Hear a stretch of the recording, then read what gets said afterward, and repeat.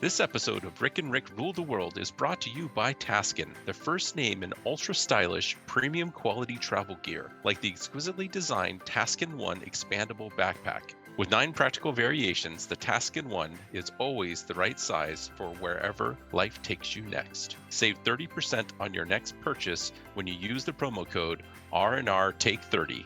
That's R&R Take 30 at TaskinSF.com.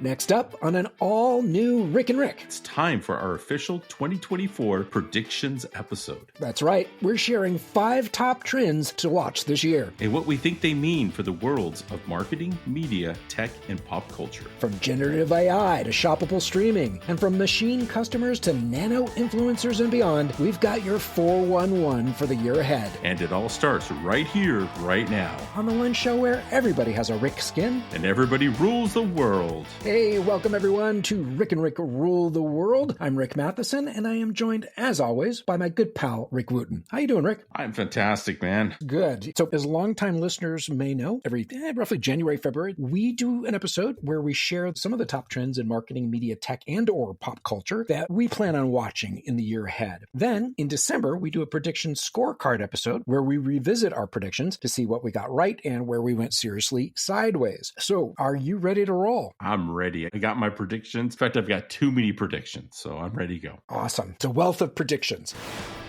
All right, so this one's a big one, and you know, I've been talking about AI a lot, and you know, I'm currently working for an AI company, so you know, I've got like a lot of interest in this.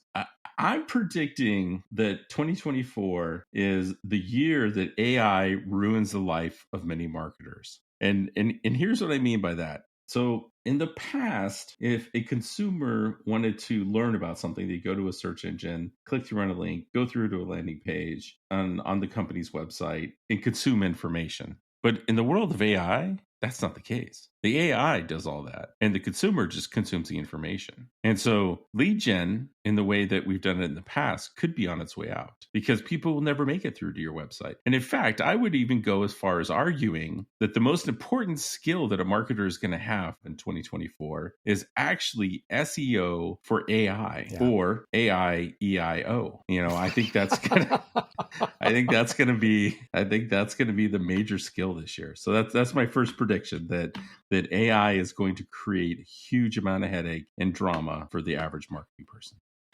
You know, I think in the 5 years that we've been doing the show, I don't think we've ever had the same prediction, but that is my first prediction, slightly different angle this year. So yeah, I'm totally in alignment with you. I was viewing it from a slightly different lens. I think marketers are going to have to pivot from search optimization to social media search optimization. And I'll get to the AI part in just a little bit. Google research has found that up to 40% of Gen Z consumers use social media platforms like Instagram and TikTok for search instead of Google. And last year, maybe the year before, we were talking about search versus social. And my contention was that it's actually a lot harder to refine search optimization to draw in that really high quality site traffic than it is through social. I've been seeing that with my clients. They get far more qualified visitors from platforms like LinkedIn, YouTube, even Facebook for B2B, increasingly TikTok. So I think in 2024, it's going to grow increasingly important to include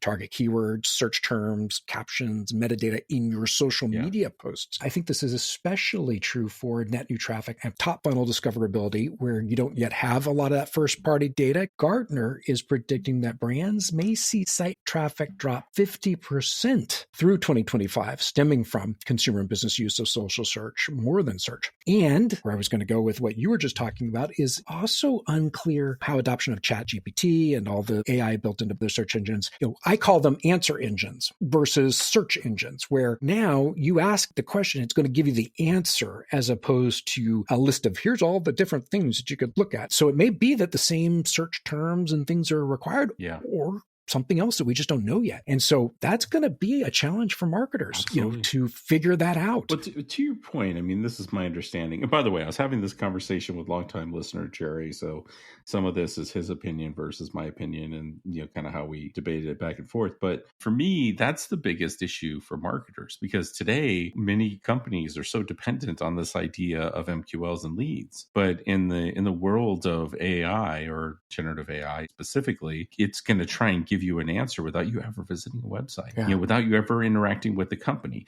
Now, but here's the flip side to this. This actually could be a really interesting way for us to reshape marketing, where everything moves to inbound. Because for years and years and years, we've tried to argue that, we need to do this disruptive marketing to get in there and like force people into a form and cut the navigation and, funnel. But at the end of the day, if we can't do that, then we just have to get really good with providing high value content that is causing people to come back to us when they're ready to buy. Right. And that could be a game changer. And in a way, I was thinking, again, debating this with longtime listener Jerry, in a way, it's almost like, car sales.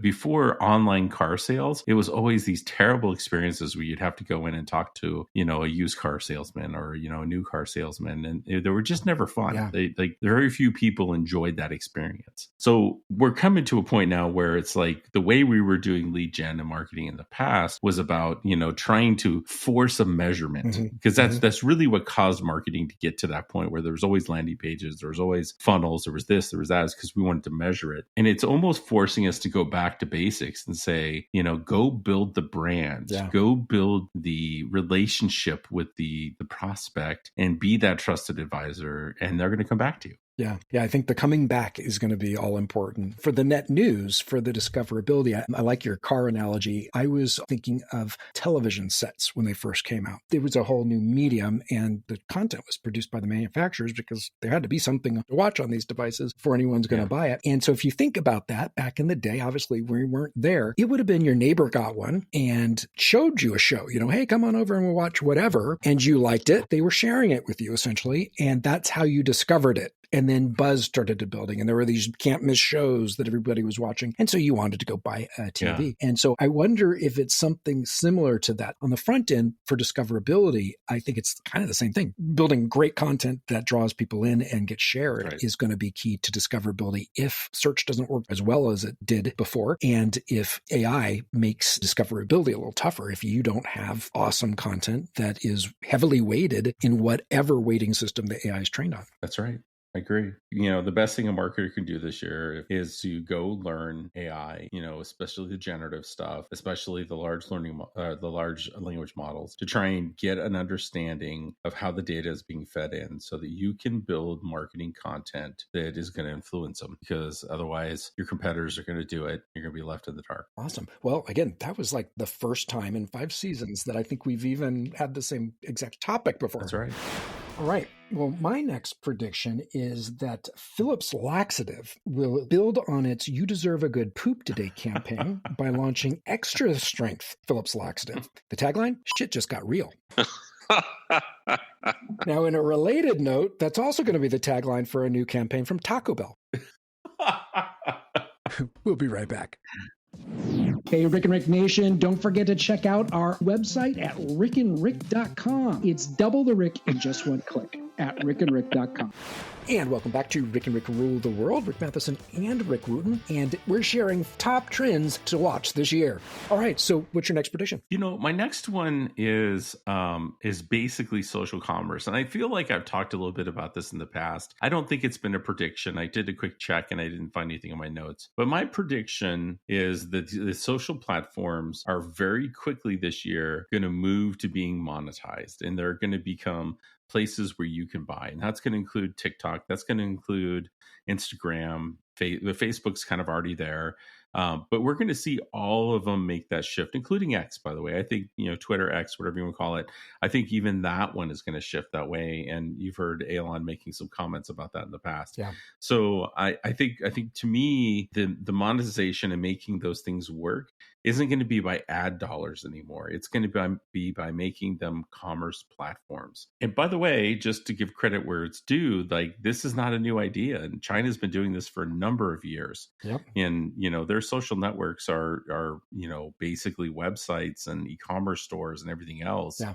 And I think this is the year that we're going to start that shift. And in Americas, we're going to move towards that model. And if I had to guess right now, I think TikTok is going to be the one that kind of stands up and introduces it. Because if you remember, TikTok was in my predictions for last year. And I said, that 2023 would be the year that TikTok became an advertising platform. And by far, we've seen that, right? They've definitely moved in that direction. And they've already signaled that the next thing is commerce. And so, they have nothing. I haven't seen anything, but I do believe that if anybody could do it and do it quickly, just like they did with advertising, I think TikTok has the capability of doing that. Yeah, I could see that. And it kind of comes from that world anyway. It's a Chinese company, Alibaba and WeChat and these others. Yeah, they are apps that people use for literally everything. And TikTok does have that sort of momentum with the next generation, Gen Z for sure. What I would say too is it would be interesting to see if that includes an Amazon. At least for some sizable chunk of the population. Amazon already is an everything app. It already has embedded finance. It is retail. And in a way, it is social. I mean, a lot of conversation is going on around products in that particular instance, but there has to be some strategy, especially when you factor in Amazon Prime, movies, pop culture, and all that, to build in the social component. Then everything else is already there. I think that is a fair point of view. And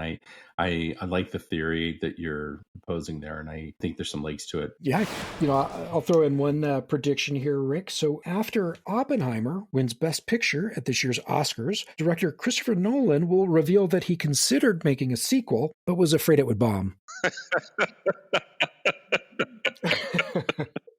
Tune in next time for part 2 of our big 2024 predictions episode. Until then, stay safe, keep each other safe, and keep on coming back to the one show where everybody's name is Rick. And everybody rules the world.